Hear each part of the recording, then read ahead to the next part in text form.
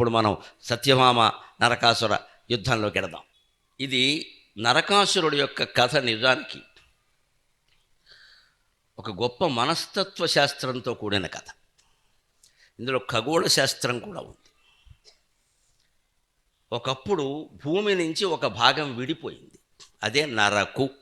తెలుగులో నరకు అంటే భూఖండము అని అర్థం. నిఘంటువు చూసుకోండి, విశ్వనాథ సత్యనారాయణ గారు చెప్పాడు ఈ రహస్యం. నరకాసుర వధలో ఉంది దిరా బాబు, చూసుకోండి. నరకు అంటే భూఖండం, భూమికి ముక్క. ఈ మొక్క భూమి నుంచి విడిపోయింది కొన్ని కోట్ల ఏళ్ల క్రితం, నిన్న మొన్న కాదు ఇది. ఆ విడిపోయిన మొక్క అంతరిక్షంలో చేరి మిగిలిన గ్రహాలకు అడ్డం అవుతుంది. దాన్ని భగవంతుడు తన శక్తితో తొలగించడమే నరకాసుర వధ. అది విషయం. అదొక అసుర శక్తి. ఇవాళ కూడా ఏం జరుగుతుందో మీకు తెలుసు. అన్ని దేశాలు మొత్తం ఉపగ్రహాలు, శనిగ్రహాలు కొన్ని లక్షలు పంపేసే బయటికి. శనిగ్రహాలే ఇవన్నీ రేపొద్దున గుంజుకుని చస్తాయి. అది అవ్వకుండానే పడకుండానే మనం ప్రవచనం ముగించుకుందాం తొందరగా. ఒక్కొక్కడు దేశం వాడు ఒక 100 పంపిస్తున్నాడు అక్కడికి, పెద్ద ప్రయోగాలు చేస్తాడు. దేనికని? అంగారకుడి మీద నివాసం ఉండట. అంబర్పేటలో నివాసం ఉండి ఏమి సాధించావు నువ్వు? అంగారకుడి మీద ఉండి ఏం చేస్తావు? ఇక్కడ దోపిడి, అక్కడ దోపిడి. నీ బుద్ధి మారినప్పుడు అంగారకుడు దేనికి నీకు పని లేక. మనిషి సాధించే కృత్రిమ ప్రయోజనాలు ఇవే. అంగారకుడి మీద నివాసం ఉంటాడు, చంద్రమండలం, అక్కడ కూడా మళ్ళీ రియల్ ఎస్టేట్ పెట్టి జనాన్ని దోచుకుంటాడు. ఏం లేదు ఇక్కడ. వ్యాపారం వ్యాపారం వ్యాపారం మొత్తం ఇక్కడ. ఈ వ్యాపారం అన్నప్పుడు నువ్వు చంద్రమండలం దేనికి? ఇక్కడే ఉండొచ్చు కదా. ఈ దోపిడీ ఇక్కడ చాలదా? ఆ బుద్ధి మారాలి. అంటే భూమి నుంచి ఒక ఖండం విడిపోయింది. అది కూడా ఎలా విడిపోయింది? ఆశ్చర్యం. దానికి పురాణ కథ ఉంది. వాస్తవంగా పురాణ కథ, చరిత్ర. దానికి ఖగోళానికి సంబంధం. ఆ కథని భాగవతంలో చేర్చేటప్పుడు ఖగోళ సంబంధమైన విజ్ఞానాన్ని కథ రూపంలో మనకి చెప్తారు. నరకాసురుడు ఎవరి పుత్రుడు? భూమి పుత్రుడు. అందుకే యుద్ధానికి సత్యభామ వచ్చింది. రుక్మిణీదేవి రాల. సత్యభామ భూదేవి అంశ, రుక్మిణీదేవి శ్రీదేవి అంశ. భూమి పుత్రుడు. ఎప్పుడు భూమికి పుట్టాడు? యద్రోమరంధ్ర పరిపూర్తి విధావతృప్తాక వారాక జన్మని బభూవు రమీ సముద్రాక. కృష్ణ కర్ణామృతంలో చెబుతాడు లీలాసుడు. యద్రోమరంధ్ర పరిపూర్తి విధావశక్తాక వారాక జన్మని బభూవు రమీ సముద్రాక. తం నామనాథం అరవింద దృశ్యం యశోద పాణిద్వయాంతరజలై శ్రపయాం బభూవ. శ్రీకృష్ణుణ్ణి బాలకృష్ణుని ఒళ్ళో తొంగిట్లు అంటారు. ఈ మోకాళ్ళ దగ్గర నుంచి కింద వరకు మడమల వరకు ఉండే భాగాన్ని తొంగిలి అంటారు తెలుగులో. ఆడవాళ్ళు తల్లులు పూర్వం పిల్లలకి నీళ్లు పోసినప్పుడు ఇలా కాళ్ళు జాబు కూర్చుని ఈ మధ్యలో పడుకోబెట్టుకునేవాడు పిల్లల్ని. ఈ పెద్ద బేసిన్లో ఇక్కడ వేడి నీళ్లు చన్నీళ్ళు బాగా కలిపి వాళ్ళకి గోరువెచ్చగా ఉండేలా ఇక్కడి నుంచి ఇలా తీసి పూసేవారు. అదో పెద్ద భోగం వాడికి. అలాంటి స్నానం చేయిస్తోంది యశోద బాలకృష్ణుడు. నారదుడు చూసేట. వెంటనే యూట్యూబ్లో పెడితే డబ్బులు వస్తాయని ఆలోచించలేదు. మన దిక్కుమాలని ఆలోచనలు ఇవన్నీ. దీన్ని యూట్యూబ్లో పెడితే బోల్డ్ డబ్బులు వస్తాయి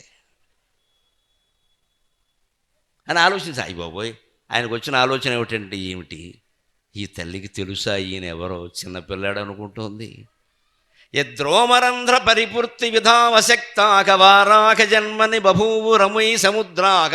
హిరణ్యాక్షుణ్ణి చంపడం కోసం వరాహ రూపాన్ని ధరించి స్వామి సముద్రంలో మునిగిపోయినటువంటి భూమండలాన్ని మొత్తం పైకి తన కోరలతో ఉద్ధరిస్తూ ఉంటే అప్పుడు సముద్రం అనుకుంది, స్వామి స్పరిశ, ఆ దంతాలు ఆయన వరాహమైతే మరొకటైతే స్వామి కదా, ఆ దంతాలు నాకు తగులుతున్నాయి, నాదెంత అదృష్టం సముద్రం అనుకుంటున్నా. ఇప్పుడే ఈయనకి అభిషేకం చేసేయాలి. ఓం నమ సోమాయ చ రుద్రాయ చ నమ తామ్రాయ చ అరుణాయ చ నమ శంగాయ చ పశుపతయే చ అని అభిషేకం చేసేయాలి. మళ్ళీ దొరకడని 7 సముద్రాలు కలిసి ఆయనకి అభిషేకం చేస్తే 7 వెంట్రుకలు కూడా తడవలేదుట. అది వరాహస్వామి. 7 వెంట్రుకలు తడవల ఒంటి మీద, సరిపోలేదు నీళ్లు. 7 సముద్రాలు ముంచెత్తే 7 వెంట్రుకలు తడవక స్వామి ఏమిటో సముద్రం ఇంకా సరిగ్గా స్నానం అవ్వలేదు, ఇంకో 6 సముద్రాలు తీసుకురా అన్నట్టు. అది ఆయన తత్వం. అది నారదుడికి తెలుసు. 7 సముద్రాలు కలిపి స్నానం చేయిద్దామని చూస్తే 7 వెంట్రుకలు కూడా తడవలేదు కదా. తం నామనాథం అరవింద దృశ్యం. పద్మాయత నేత్రాలు కలిగిన ఈ బాలకృష్ణుడిని, అటువంటి వాడినే బాలుణ్ణి చేసుకుని ఈవిడ ఎంత తెలివైందో దోసిడి నీళ్ళతో మొత్తం తడిపేస్తుంది అన్నది. మరి దోసిడి నీళ్ళే కదా ఇలాగా. సప్త సముద్రాలు స్నానం చేయిద్దామన్నా దొరకనటువంటి వీలు కానటువంటి బాలకృష్ణుడిని ఈ తల్లికి ఏం అదృష్టం పట్టిందో, ఆయన ఇక్కడ కొడుగ్గా పుట్టాడు, లోకువైపోయాడు. నా బోటిగాడు ఎవడన్నా ఈ ధైర్యం చేయగలడా? లక్ష్మీదేవి అయినా చేయగలదా ఈ ధైర్యం? ఈవిడ ధైర్యం చేసి ఏకంగా దోషుడి నీడతో తడిపేస్తుంది. ఇవి కూడా ఎక్కువయ్యాయని దాసీదాన్ని కోప్పడుతోంది. ఇక్కడ ఏం అదృష్టం పట్టిందిరా అనుకున్నాడు. అప్పుడే సరిగ్గా వరాహస్వామిగా ఉన్నప్పుడు భూదేవిని ఇలా పైకి లేపుతూ ఉంటే ఆ కోరల స్పరిశే కదా, హస్తస్పరిశే కదండి, భూదేవి శరీరం పులకించింది. ఆవిడ శరీరంలో ఒక విచిత్రమైన వాంఛ బయలుదేరింది. ఇలా ఊరికే కోరలతో నన్ను ముట్టుకుంటేనే ఇంత ఆనందం కలిగింది కదా, స్వామి నాకు పుత్రుణ్ణి ప్రసాదిస్తే ఎంత ఆనందం కలుగుతుందో నాకు.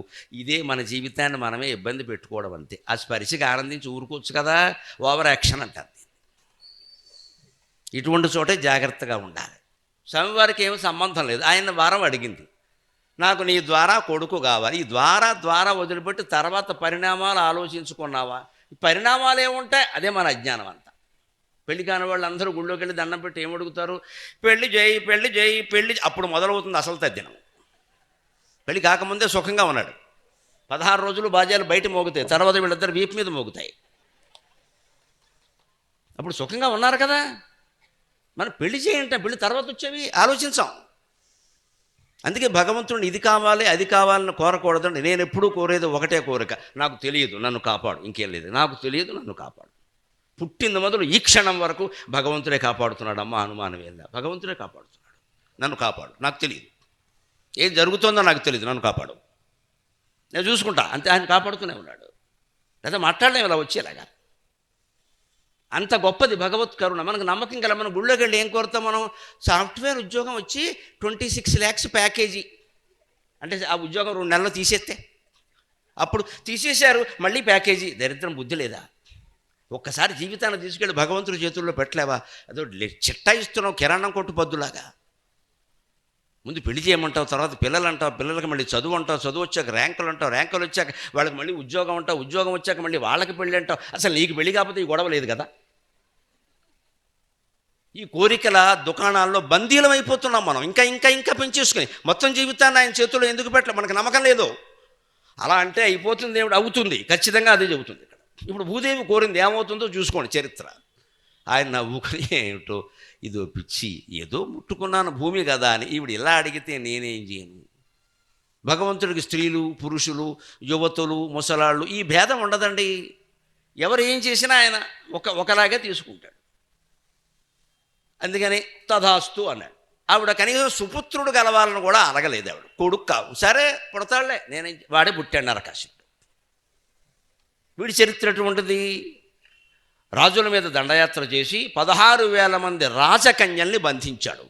శ్రీకృష్ణుడు పెళ్లి చేసుకునేది గోపికల్ని కాదమ్మా, తప్పు మాటలు మాట్లాడొద్దు, భారతం చదివి మాట్లాడండి. 16,000 రూపబాలల ప్రీతి 16,000 సదనంబులలోన 16,000 చందముల యథావిధిగా వరించే భూవర అని పోతన గారి పద్యం ఉంది, ప్రమాణం. వాళ్ళంతా రూపబాలలు, రాజకన్యలు. వాళ్ళు గోపికలకు దీంతో సంబంధం లేదు. గోపికలు 16,000 కాదు, ఆ సంఖ్య వేరే, అది వేరే డిపార్ట్మెంట్. ఇది ఆధార్ కార్డు, అది పాన్ కార్డు. వీళ్ళు రాజకన్యలు. నరకాసురుడు వీళ్ళని బంధించాడు. వాడికి ఉండే స్త్రీ వ్యామోహం అటువంటిది. వాళ్ళని తీసుకొని చెరసాల్లో పెట్టాడు. చెరసాల్లో పెట్టిన వాడు ఎప్పుడు సత్యనారాయణ జయించాడు. ఎలా ఉంటాడో మనం ఊహించవచ్చు అనేది అవే జరిగాయి. తర్వాత నరకాసురుడిని చంపాక వాళ్ళని విడుదల చేశాడు కృష్ణుడు. మీరు వెళ్ళిపోండి అని. ఎక్కడికి వెడతాం ఇప్పుడు అని అడిగారు వాళ్ళు. ఎక్కడికి వెడతాం? ఇన్నాళ్ళు వీడు ఇక్కడ పెట్టాడు. ఇలా ఉన్న వాళ్ళని ఏం చేస్తారో లోకంలో అందరికీ తెలుసు. మా బతుకులేమిటి అంటే ఆయన పాపం జాలిపడి శ్రీకృష్ణుడు భార్యలమని చెప్పుకోవడం ఏంటయ్యా? ఓ ఆధార్ కార్డు బారయ్య అన్నారు.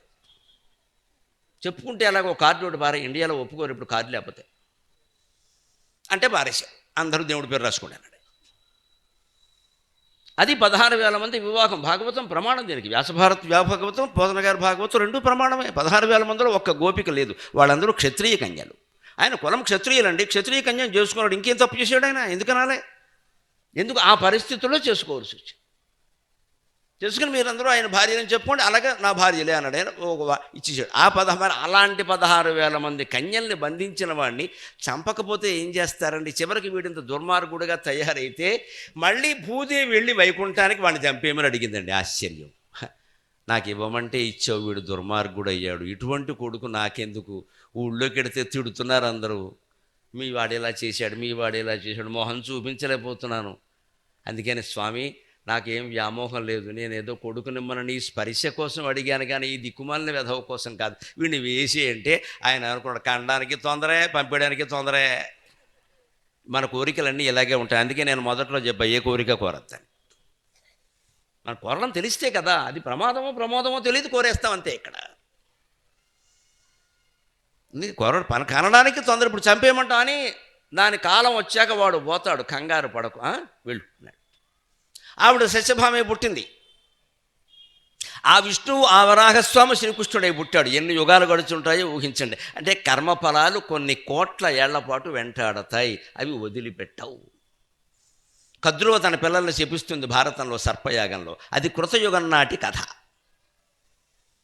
మరి సర్పయాగం జరిగిందేమో ద్వాపరయుగం చివర, కలికాలం ఇంచుమించు ప్రవేశించాక. ఎక్కడ కృతయుగం, ఎక్కడ కలియుగం? కద్రువ శాపం 4 యుగాల తర్వాత పనిచేసింది.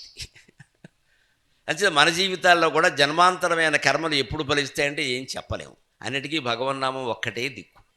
స్వామి ఈ జన్మలో అయితే నాకు తెలిసి నేనేం చేయలే, ఒకవేళ వేరే జన్మలో చేశానేమో, నన్ను కాపాడు అంటే ఆయన కాపాడుతాడు. ఆ సెగ మనకి తగలకుండా చేస్తాడు. చాలు కదా. బయట ఎంత అగ్ని ప్రజ్వలితే కానీ మన దగ్గరికి రాలేదు, అది మనకెందుకు?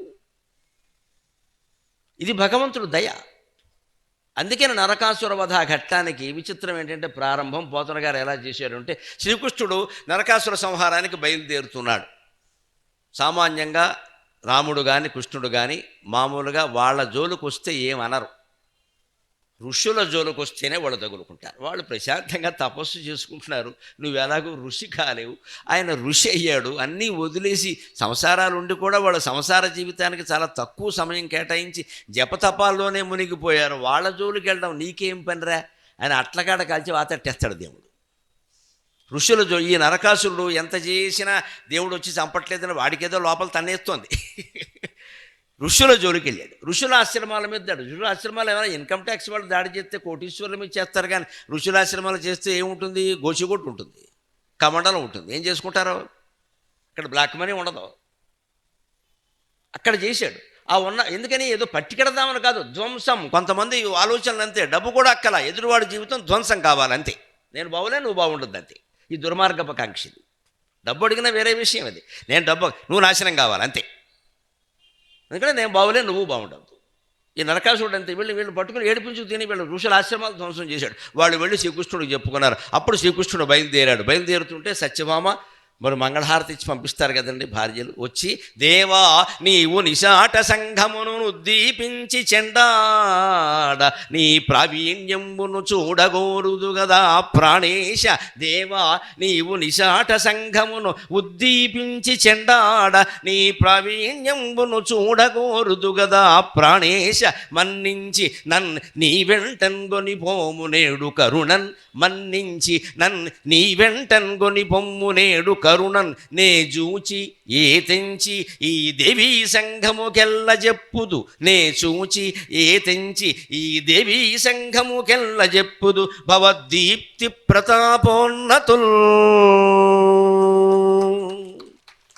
ముఖం కరోతి వాచాలం పంగుం లంఘయతే గిరిం యత్కృపాతమఘం వందే పరమానంద మాధవం. సత్యభామ అడుగుతోంది, మంగళహారతి ఇచ్చి పంపేయకుండా. సత్యభామ నాకు కూడా నీతో రావాలని ఉందయ్యా అంది. నువ్వెందుకు ఇంట్లో కూర్చోక? ఇది ఏమిటి? ఏమన్నా పరవాన్నమా, పాయసమా, పేరంటమా, కాచ్యాయని వ్రతమా, ఏంటిది? నువ్వు వస్తానంటావు. ఆవిడ అడుగుతోంది చూడండి, భర్తను ఒప్పించే విధానం. దెబ్బలాడినట్టు మాట్లాడకూడదు, మాట్లాడే విధానం ఇది. దేవా నీవు నిశాట సంఘమును ఉద్దీపించి చెండాడ. నిశాటులు అంటారు రాక్షసుని. ఎందుకని? నిశాయాం అటతీతి నిశాట. ఈవేళ మనలో చాలామంది, ముఖ్యంగా యువతరం అంతా నిశాటులే. 1 గంట అయితే కానీ పడుకోడు, 10 వరకు లేవడం. ఇది రాక్షస లక్షణం.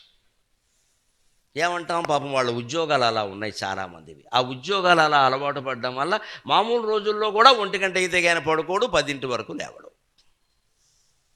11ంటికి మధ్యాహ్నం డ్యూటీ మొదలెడతాడు, రాత్రి 11కో 12కో ముగిస్తాడు. అప్పటికి ఆన్ కాల్లో ఉంటా. ఈ ఆన్ కాల్ ఎంతవరకు తెలియదు ఇది.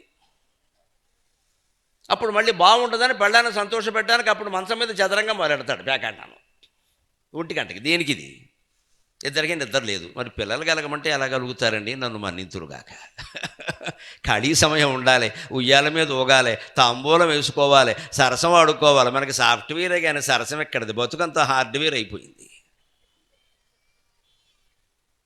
80 ఏళ్ళు వచ్చినా తాంబూలం వేసుకునే భార్యాభర్తలను చూసి ఇప్పుడు తాంబూలం అనే మాటే తెలియదు అసలు.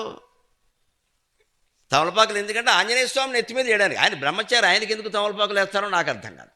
తమలపాకులు శృంగారానికి చిహ్నాలు, దంపతులు సేవించి అని ఏమీ తెలియదు. కుదరదా మొదలు వేసాయి లక్ష. మనకు అన్నీ ఓవర్ యాక్షనే. ఆంజనేయ స్వామికి తమలపాకులు ఏంటండి అర్థం లేకుండా? ఎందుకు వచ్చిందో చెబుతా, నమ్మకాలు ఎలా ఏర్పడతాయో.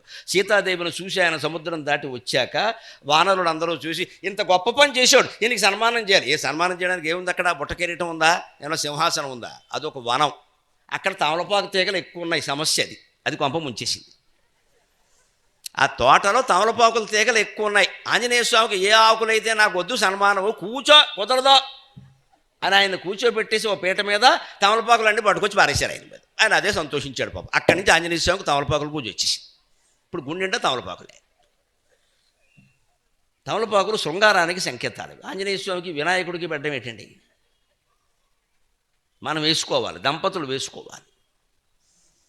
అది కూడా ఆడవాళ్ళు ఇలా రాసి ఇవ్వాలి, మగవాడు వేసుకోవాలి. నేను ఎందుకు ఇవ్వాలి? వైశ్యుడే అంటే నమశివాయ.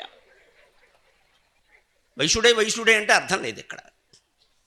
ఇప్పుడు శోభనం గదిలోకి పాలు పెట్టకమన్నా సరే ఆర్డర్ ఇస్తా, స్విగ్గీ వాడే చేసుకుంటాడు శోభనం, నువ్వెందుకు?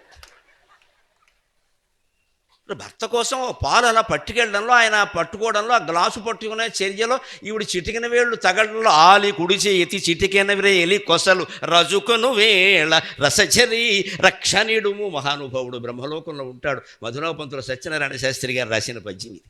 ఆయన శిష్యుడు ఒక ఆయనకి సన్నిధానం నరసింహ శర్మ అని, ఆయనకి పెళ్ళి అయితే పెళ్లికి పద్యం రాశాడు ఆయన. ఏమిటంటే, మా వాడు గౌతమి గ్రంథాలయంలో పనిచేస్తాడు, పుస్తకాల కట్టలు లెక్కెట్టుకోవడం తప్పితే ఏం తెలియదు, వీడికి పెళ్ళయింది, పెళ్ళయితే ఎంత ప్రమాదం, ఆలి కుడి చేతి చిటికే నవరేలి కొసలు రాజు కొను వేళ రసజరి రక్షణిడుము. ఆ పెళ్లి కూతురు వచ్చేలా చిటికిన వేలు కొసలతో ఇలా అంటే మా వాడు ఐసే ఎట్టై రొట్టై మట్టి పోతాడేమో. పుస్తకాలు తప్పితే ఈ ప్రపంచంలో వీడికి ఏం తెలియదు కదా, వీడిని కాపాడవయ్యా అని ఎవరిని అడిగాడు? దేవుణ్ణి అడగల. రసచేరి అన్నాడు ఆయన. ఓ రసవత్తరమైన సారస్వతమా, ఎందుకంటే ఈయన సారస్వతంలో బతికాడు కదా. రక్షణుడుము అని రాశాడు. అదండి పెళ్లి పద్యం అంటే, అది పెళ్లి పద్యం అంటే. ఎంత కవిత్వం అది. అలాగే శోభనము అంటే, కొత్త పెళ్లి కూతురు ఉంటే స్పర్శలో ఒక ఆనందం ఉంటుంది. అందుకోసం కానీ నేను స్విగ్గీలో పాలు ఆర్డర్ పెట్టుకుంటాను, నేను ఇటాలియన్ ఆర్డర్ పెడతాను, నీకు జపనీస్ ఆర్డర్ పెడతా. మొగుడు పెళ్ళాలి ఉన్నది అన్నం పెట్టడానిక, ఆర్డర్ పెట్టడానిక? ఇంకా సంతానం ఎక్కడ, ఇంకా ప్రేమ ఎక్కడ? విడాకులు అయ్యాయంటే అవ్వవా? ఎక్కడ సంబంధం ఉంటే కదా. అది మనం తెలుసుకోవాలి ఖచ్చితంగా. అందుకని నిషాటులు అంటే ముందు ఆ లక్షణం మానుకోవాలి. వీలైనంత రాత్రి ఉద్యోగాలు తగ్గించుకోండి. డబ్బు తగ్గినా మంచిదే. మేము పగలే చేస్తాం, మేము ఇంతే చేస్తాం, మాకు ఉన్నది చాలు అనుకుంటే అన్నీ బాగుంటాయి. ఇవాళ అలా లేదండి. మీ వాడికి ఎంత అండి ప్యాకేజీ? 30 lakhs. మా వాడికి 40, బీపీ కూడా 140, 170. ఈ గొప్పలు చెప్పుకుంటున్నాం మనం ఇక్కడ. 40, 50 అంటుంది ఇక్కడ. మాకు 3 ఇళ్ళు ఉన్నాయి, మీకు 6 ఇళ్ళు ఉన్నాయి. అందరికీ శ్మశానమే దిక్కు, ఎన్ని ఇళ్ళు ఉన్నా. ఈ ఇళ్ళన్నీ మనకేం కాపాడు. ఒక్కసారి ఊపిరాగిందంటే ఏమీ లేదు. ఈ ఇల్లు ఉన్నావిండి కూడా బయట పారేస్తారు, బయటికెళ్ళి చచ్చిపోతున్న వాసన భరించలేకని. మరి ఇంకెందుకు ఇళ్ళు ఉన్నాయి, వాకిళ్ళు ఉన్నాయి, బుద్ధి లేనప్పుడు? ఇది కథ. అందుకని పిల్లలు పుట్టగానే సరిపోలేదు. మాట్లాడే విధానం చూడండి ఎలా ఉందో. సత్యభామ, నీవు నిశాట సంఘమును ఉద్దీపించి చెండాడ. ఇంకోటి, నిశాటులోనే రాక్షసులు ఎందుకు వచ్చారు? వాళ్ళందరూ చెడ్డవాళ్ళు కాదండి. ప్రహ్లాదుడు అందులోనే పుట్టాడు, బలిచక్రవర్తి అందులోనే పుట్టాడు. అందరూ చెడ్డవాళ్ళు ఎలా అవుతారు? రాత్రిలో వేళలే మనకి పొరపాటు ఆలోచనలు వస్తూ ఉంటాయి ఎక్కువ. వాటిని అమలు చేసే అవకాశం కూడా నైటే ఎక్కువ.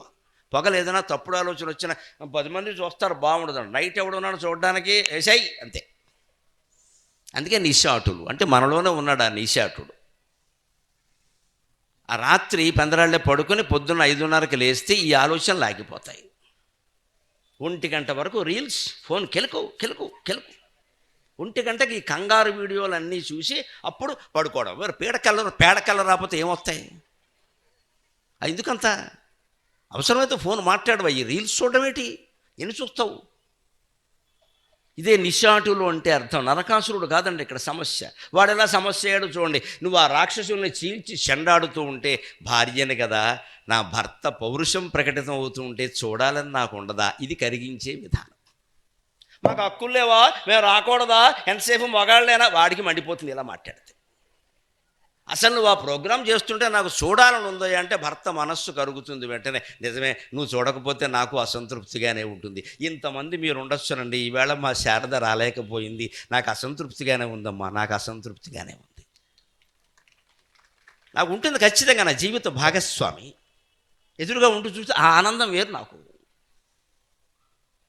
ఇప్పుడు రాకపోవడం వల్ల నాకు ఇంకో ఇబ్బంది ఏంటో తెలుసా? ఈ స్టోరీ అంతా మళ్ళీ ఇంటికి వెళ్ళి చెప్పాలి, అదో సమస్య. నా బాధ నాది. రేపు పొద్దున 4 ఇడ్లీ పెట్టి మొదలెడుతుంది, నేను ఏం చెప్పారో చెప్పండి, మధ్యలో జోకులు సహా చెప్పాల్సిందే. ఎవరుంటారు అలాగా? అలాంటి వాళ్ళు ఉండాలని కోరుకుంటాం కదా సహజంగానే. అదే సత్యభామ కూడా అంటుంది, నీవు నిశాట సంఘమును ఉద్దీపించి చెండాడ, నీ ప్రావీణ్యమును చూడగోరుదు గదా ప్రాణేశ, నా ప్రాణపతివి కదా, ప్రాణమే నేను, నువ్వు కదా, నా ప్రాణం అంటే నువ్వే, శరీరమే నేను.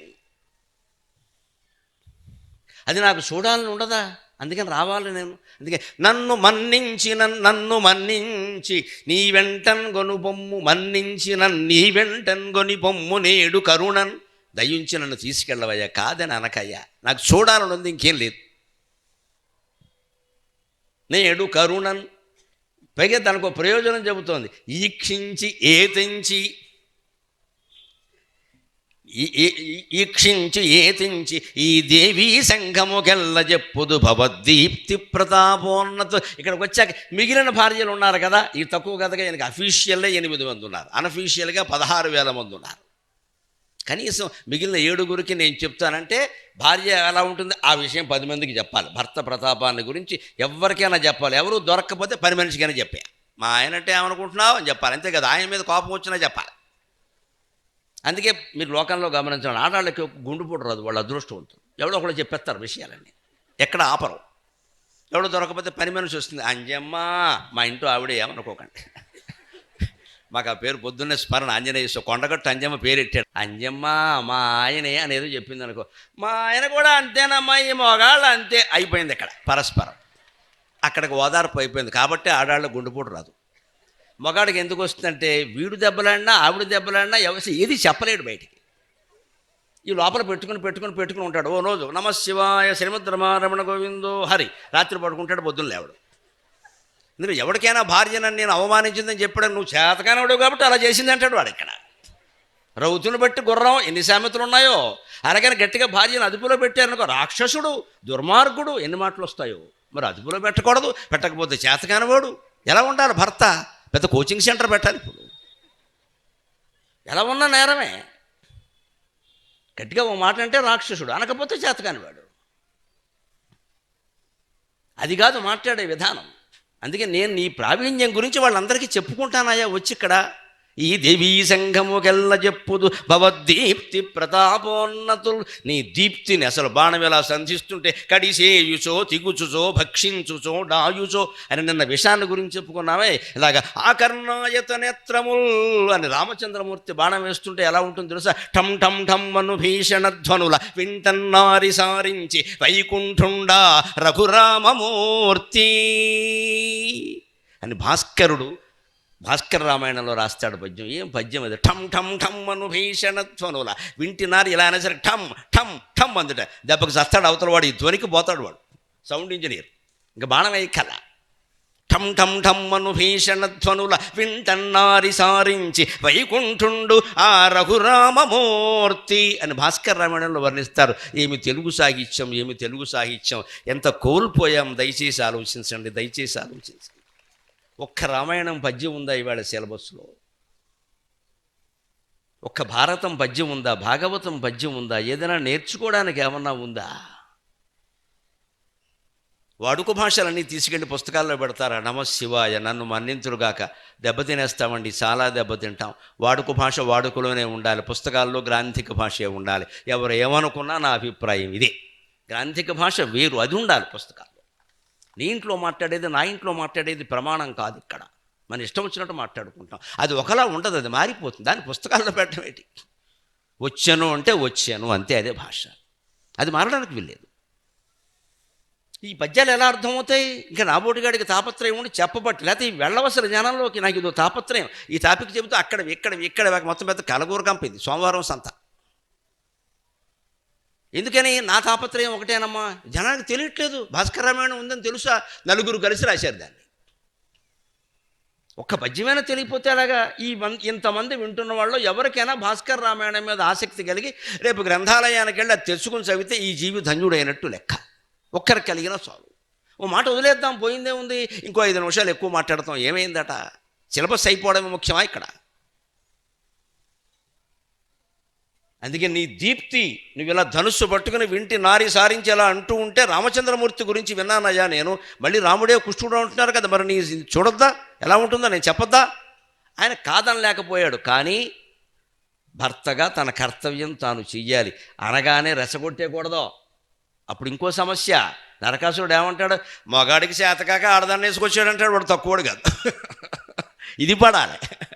ఆ రోజులు కదా, ఈ రోజులు కూడా కాదు కదా. మగాడికి చేతకాక ఆడదాన్ని వేసుకొచ్చాడంటాడు.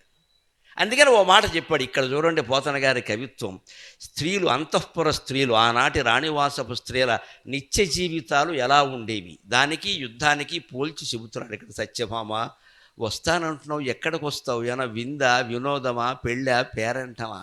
నువ్వు ఉండే వాతావరణం ఏమిటి, యుద్ధం ఏమిటి? సమద పుష్పంధయ ఝంకారములు కావు భీకర గుంభీంద్ర బృంహితములు. సమద పుష్పంధయ ఝంకారములు కావు భీకర కుంభీంద్ర బృంహితములు. వాయు నిర్గత పద్మ వనరేణువులు గావు, వాయు నిర్గత పద్మ వనరేణువులు గావు. తురగరింఖా ముఖోద్ధూత రజము ఆకీర్ణ జలతరంగాసారములు కావు, ఆకీర్ణ జలతరంగాసారములు కావు. శత్రుధనుర్ముక్త సాయకములు కలగం ససారస కాసారములు కావు. దేవి కలగం ససారస కాసారములు కావు, కలగం ససారస కాసారములు కావు. ధనుజేంద్ర సైన్య కదంబకములు కమల కల్హార కుసుమ సంఘములు కావు, కమల కల్హార కుసుమ సంఘముల కావు. చెటుల రిపుశూల ఖడ్గాది సాధనములు కన్య నీవేడ రణరంగ గమనమేడ, కన్య నీవేడ రణరంగ గమనమేడ. ఒత్తు వేగమా, ఒత్తు వేగమా, నిలువుము వలదు వలదు. ఇది ఆపాల్సిన విధానం. ఎందుకంటే భార్య కానీ భర్త కానీ ఒక్కోసారి పిల్లలు కానీ ఏవో పిచ్చి కోరికలు కోరతారు. వెంటనే మా అబ్బాయి అడిగాడండి, కాదనే అలవాటు నాకు లేదు, నాశనం అయిపోతావు, కాదనాలే. పిల్లలు అడిగిందల్లా కొనకూడదు, అడిగిందల్లా చేయకూడదు, ఆపేయాలి. కనీసం వాయిదా వేయాలి, కనీసం వాయిదా వేయాలి. అయితే ఎంత ఖర్చో వాళ్ళకి తెలుసా? వాళ్ళకి ఏమిటి వాళ్ళు తోచింది అడుగుతాడు, అక్కడ కనిపించింది అడుగుతాడు. తాజ్మహల్ కనపడక నాన్నగారు కొందాం అంటాడు, కొనేస్తావా? కాదురా అబ్బాయి, తాజ్మహల్ కొండ మీదకి మనం అక్కడ దిగి ఫోటో దిగుదాం, అక్కడే టీ అమ్ముతున్నారా, టీ తాగుదాం అని చెప్పాలి. 10 రూపాయలు అయిపోతుంది. వాడికి ఫోటో ఇస్తే ఆనందిస్తాడు. అందుకని తాజ్మహల్ కొంటావా? ఈఎంఐ పెట్టి, దానికి ఈఎంఐ. అది ఆపే విధానం. అందుకని పైగా ఇంకోటి, ఈ ఆపడం వల్ల ప్రయోజనం ఏమిటంటే మగాళ్ళు పురుషాహంకారం చూపించడం కాదు ఇది. అసలు ఆవిడకి నిజంగా అంత తపన ఉందో లేదో తేలాలి కదా. లేకపోతే ఏమవుతుంది, ఈవిడ ఆయనకి బడ్డెన అయిపోతుంది, భారం అయిపోతుంది. అక్కడ ఆయన బాణం వేస్తుంటే నడుము నొప్పిగా ఉంది, ఎందుకు వచ్చావు ఇక్కడికే? ఇప్పుడు ఈవిడికి సేవ చేయాలి. ఆయన ఒక్కడో యుద్ధం చేసుకుంటాడు కదా, కూడా వస్తే ఇబ్బంది కదా. అందుకని నిజమైన తృష్ణ ఉందా లేదా అనడానికి ఏమంటున్నాడంటే, సత్య నీ నిత్య జీవన విధానానికి ఈ యుద్ధ జీవనానికి ఎంత తేడా ఉంది. సమద పుష్పందయ ఝంకారములు కావు. పద్మాలు ఉద్యానవనాల్లో విహరిస్తావు, సరస్సుల తీరాల్లో విహరిస్తావు, అక్కడ పద్మాలు ఉంటాయి. ఆ సుగంధాన్ని ఆఘ్రాణించడానికి తుమ్మెదలు వస్తాయి, చుమ్మంది నాదం అని ఝంకారం చేస్తూ ఉంటాయి. ఆ ఝంకారం వినడానికి అలవాటు పడ్డావు. యుద్ధరంగంలో తుమ్మెదలు ఉండవు, ఏనుగులు ఉంటాయి, ఘీంకారం చేస్తాయి, అయిపోతావు, ఎందుకు వచ్చిన గొడవ అన్నాడు. ఇక్కడ ఒక మాట మనం గమనించాలి, మన సంగీత శాస్త్రం. భీకర కుంభీంద్ర బృంహితములు, భయంకరమైన కుంభీంద్రం అంటే కుంభస్థలం కలిగింది కుంభి, కుంభీంద్రం అంటే గొప్ప ఏనుగు, శ్రేష్టమైన ఏనుగు. ఏనుగు ఘీంకారాన్ని బృంహితం అంటారు. సంగీతంలో ఉండే 7 స్వరాలు ఉన్నాయి, సరిగమ పదని. ఈ 7 కూడా జంతువుల స్వరాల నుంచే ఏర్పడ్డాయి. షడ్జం వదతి మాయూరో గావస్వృషభభాషిణగ అజావికంతు గాంధారం క్రౌంచక్వణతి మధ్యమం దైవతం హేషతే వాజీ నిషాదం బృంహతే గజక పుష్పసాధారణే కాలే పికూజతి పంచమం. సంస్కృత నిఘంటు అమరకోశంలో ఉంటుంది వివరం. సరిగమ పదని అనే 7 స్వరాల్లో సకారం, అది షడ్జము అంటారు. షడ్జం వదతి మాయూరో, దాన్ని సంగీతంలో మొదట కనిపెట్టిన వాళ్ళు ఎక్కడి నుంచి కనిపెట్టారంటే మయూరం క్రీం, ఆ క్రేంకారంలోంచి సకారం వచ్చింది, ఆ ధ్వని షడ్జం, షడ్జమస్వరం. గావస్తృషభభాషిణగా రిషభం అంటే ఇక్కడ రిషభం ఏంటి అంటారు సంగీతం వాళ్ళు. రిషభం అది ఎద్దు రంకెలోంచి వచ్చింది. గావస్తృషభభాషిణగా గా దైవతం హేషతే సరిగమ గా గాంధారం. అజావికంతు గాంధారం, మేక అరుపులోంచి గాంధారస్వరం వచ్చింది. క్రౌంచక్వణతి మధ్యమం, మధ్యమస్వరం అంటారు. మధ్యమావతి రాగం మధ్యమస్వరంలో పాడుతున్నాడండి. క్రౌంచ పక్షి కుమారస్వామికి క్రౌంచ పర్వతాన్ని ఛేదించాడే క్రౌంచ పక్షి. వాల్మీకి ఆ క్రౌంచ పక్షుల జంట ముద్దు ముచ్చట్లాడుకుంటూ ఉంటే చంపినందుకే కిరాతుడిని శపించాడు. ఆ క్రౌంచ పక్షి స్వరం నుంచి మధ్యమస్వరం వచ్చింది. ఏమి సంగీతం, వాటి ఉత్పత్తి ఎంత గొప్పది. పా పుష్పసాధారణేక సరిగమ పదని ప పంచమస్వరం. పుష్పసాధారణే కాలే పికూజతి పంచమం. వసంతకాలంలో కోకిల అరుపు నుంచి పంచమస్వరం ఏర్పడింది. దైవతం హేషతే వాజీ, ద అనేటువంటి స్వరం గుర్రం సకిలింపు నుంచి ఏర్పడింది. నిషాదం బృంహతే గజగ, ఇప్పుడు చెబుతున్నది అది. ఈ నిషాదం అనే స్వరం గజం ఘీంకారం నుంచి ఏర్పడింది. ఒక్కొక్క శాస్త్రం అలా పుడుతుందండి. సంస్కృత శాస్త్రాలు చదివితే అవి తెలుస్తాయి. దాన్ని పట్టుకొచ్చి ఇక్కడ బృంహితం అని వాడాడు. బృంహితం అనగానే నా మనస్సు అటు వెళ్ళింది. ఇదివరకే అమర కోసం చదువుకున్నాం కాబట్టి ఆ విషయం వచ్చింది, లేకపోతే ఎందుకు వస్తుంది. తుమ్మెదల జంకారాలు కాదు సత్య, ఏనుగుల ఘీంకారాలు తట్టుకోగలవా? వాయు నిర్గత పద్మ వనరేణువులుగావు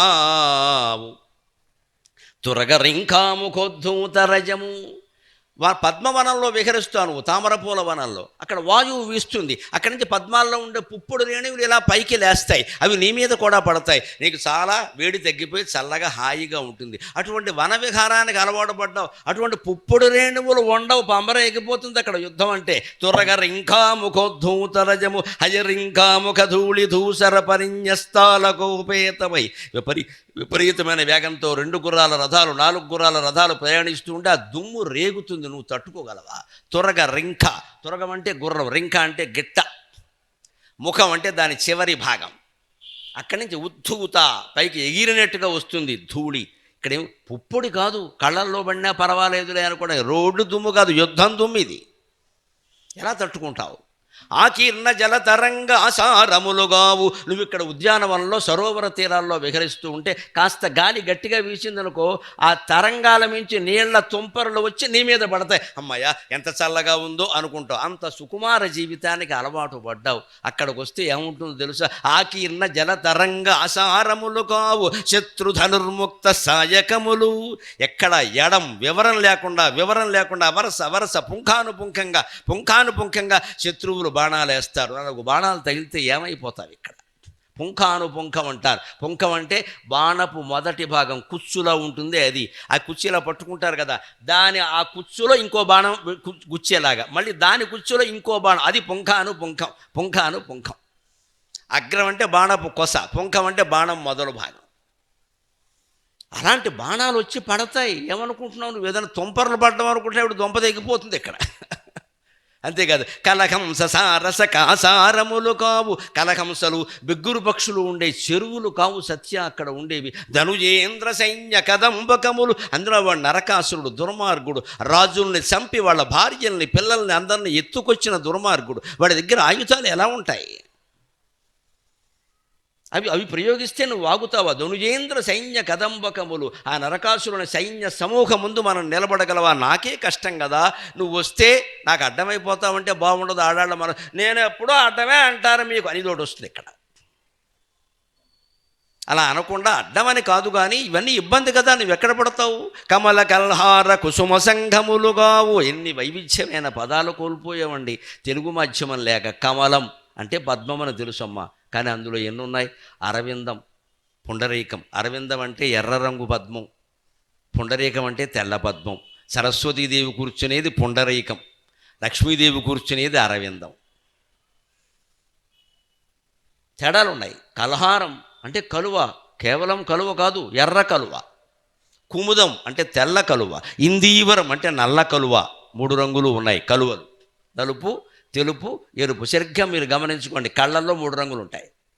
కంటిలో కంటి గుడ్డు తెల్లగా ఉంటుంది, కంటి పాప నల్లగా ఉంటుంది. కోపం వచ్చినా, శృంగార వాంఛ కలిగిన, హాస్యం పెరిగినా ఒక ఎర్రజీర వస్తుంది, అది ఎరుపు. అందుకే కలువ కన్నులు అంటారు. కలువలో ఉండే 3 రంగులు కళ్ళల్లో ఉన్నాయి. అంటే మన కవిత్వం, మన శాస్త్రం 2 కలిసిపోయే ఇక్కడ. తెలుగు సాహిత్యం గొప్పదనం అది. ఇవి చదివితే ఆ విషయాలు తెలుస్తాయి. మన జీవితం అర్థం ఇదంతా బోటనీ, జీవశాస్త్రం. ఇది కళ్ళ గురించి చెబుతున్నారు ఇక్కడ. కవిత్వం ఎక్కడుందండి? కళ్ళ గురించి. నీ కళ్ళలోనూ అవే రంగులు ఉన్నాయి, కలువల్లోనూ అవే రంగులు ఉన్నాయి. కమల కల్హార కుసుమ సంఘములుగావు. ఎర్ర తామర పూలు, తెల్ల తామర పూలు, ఎర్ర కలువలు, నల్ల కలువలు కాదమ్మా. అక్కడ ఉండేవేమిటో తెలుసా? చెటుల రిపుశూల ఖడ్గాది సాధనములు. శత్రువులు విసిరేటువంటి శూలాలు, ఖడ్గాలు వచ్చి పడుతూ ఉంటాయి, ఎలా తట్టుకుంటావు అని. కన్య నీవేడ రణరంగ గమనమేడ. తెలియక పోతన గారిని విమర్శించిన వాడు కూడా ఉన్నాడు. కన్య అంటున్నాడు సత్యభామను పట్టుకుని. ఆవిడ కన్య ఏమిటండి? పెళ్ళి 10 ఏళ్ళు అయితే అంతే కదా. కొంతమంది సవరించేసిన వాళ్ళని కూడా చూశాను నేను. భాగవతాన్ని వీళ్ళు సవరించేస్తారు. కన్య నీవేడ రణరంగ గమనమేడ. కన్య నువ్వెక్కడా, యుద్ధం ఎక్కడా, ఊరుకోను. సత్యభామ కన్యలా అవుతుంది.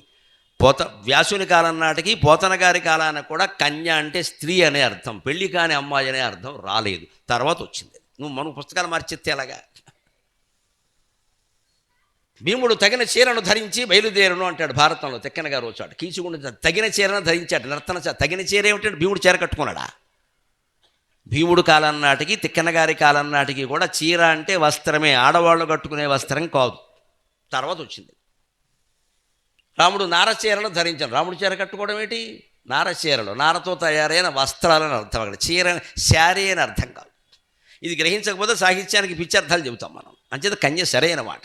ఆ కాలానికి స్త్రీ అనే అర్థం తప్పితే పెళ్లి కాని అమ్మాయి అనే అర్థం లేదు. కన్య నీవేడ రణరంగ గమనమేడ ఒత్తు వేగమా. పైగా ఆడాళ్ళు ఎక్కడ కంగారు పడేది? మీరు ఒక్కరు పెడతారు, ఎప్పుడు వస్తారో తెలియదు. 11 వరకు నేను ఎలా ఉండాలంటే, లేదు ఈవేళ 9:30కే వచ్చేస్తా అని చెబుతాం కదా. అలాగే వెంటనే వచ్చేస్తాను, ఏం పెద్ద అంటే అంత తొందరగా వాడిని చంపి రాగలననే ఆత్మవిశ్వాసం ఉందండి. హీరో అంటే కృష్ణ పరమాత్మ. హీరో మాట్లాడే విధానం ఇది. వాడిని చంపి తొందరగా వచ్చేస్తాను, చిటికలో ఇలా కాఫీ తాగుతూ ఉండి వచ్చేస్తాను, నాకు కూడా కలిపి వచ్చేస్తాను అంటాడు. అలా అంటే వదులుతారు.